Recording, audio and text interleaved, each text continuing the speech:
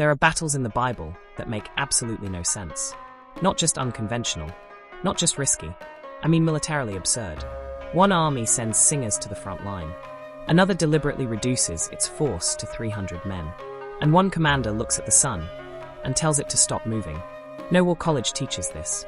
No general survives decisions like these, unless something else is happening. Today, we're not preaching. We're analyzing 3 biblical battles from a strategic, psychological, and spiritual angle. And we're asking one question: why did these strategies work when they absolutely shouldn't have? It begins with a king who won a war without fighting it.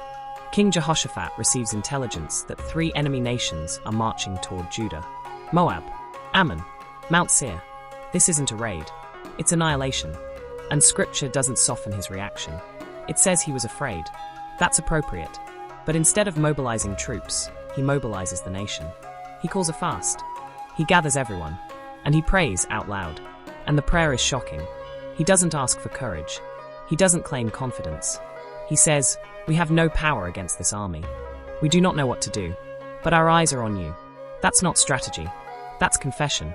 From a morale standpoint, this should collapse everything. A leader publicly admitting he has no plan? That's how kingdoms fall. Then a prophet stands up and delivers one of the strangest battle instructions ever recorded. You will not have to fight this battle. Take your positions. Stand still. And watch. Stand still. Against 3 armies. That's not a tactic. That's what happens when fear freezes you.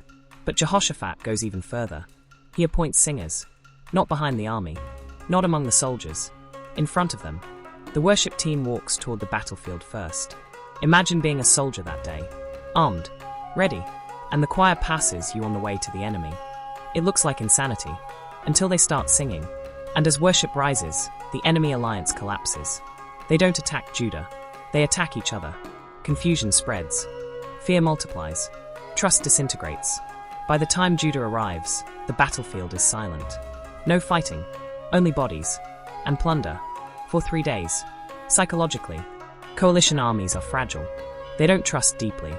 Hearing confident worship instead of war cries sends one terrifying message. They know something we don't. Spiritually, worship wasn't escape. It was engagement. And tactically, Judah didn't panic. They didn't rush into chaos. They stood still while fear did the fighting for them.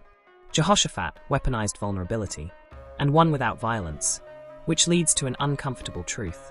Sometimes what looks like strength is actually the problem. And no story proves that better than Gideon's.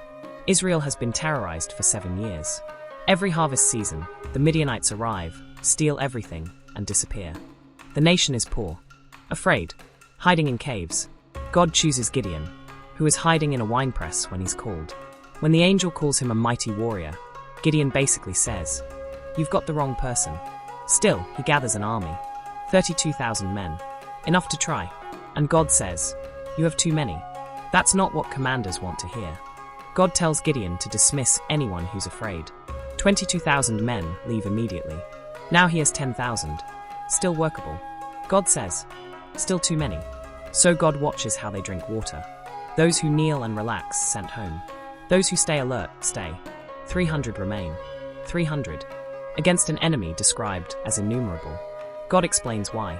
So Israel won't say, "My own hand saved me." This isn't about winning. It's about ownership of the story. Then comes the strategy. No swords drawn.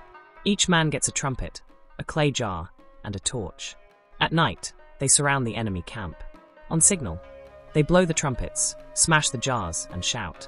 Light explodes. Sound echoes. And the enemy panics. In the darkness, fear fills the gaps. 300 trumpets sound like thousands. They turn on each other. They flee. Gideon's men barely move. The victory wasn't in the noise. It was in letting go of false security, which prepares us for the final battle. Because this time, the command isn't given to soldiers. It's given to the sky. Joshua marches all night to defend Gibeon. He launches a surprise attack at dawn. The enemy collapses. Hailstones fall from the sky. More enemies die from heaven than from swords. The battle is already won. But Joshua sees a problem. The sun is setting. If night falls, the enemy escapes. So Joshua does something no one else has ever done. He speaks to the sun. Sun, stand still. Not a prayer. A command. And Scripture says there has never been a day like it before or since, when the Lord listened to the voice of a man. Joshua doesn't hesitate. He doesn't ask permission.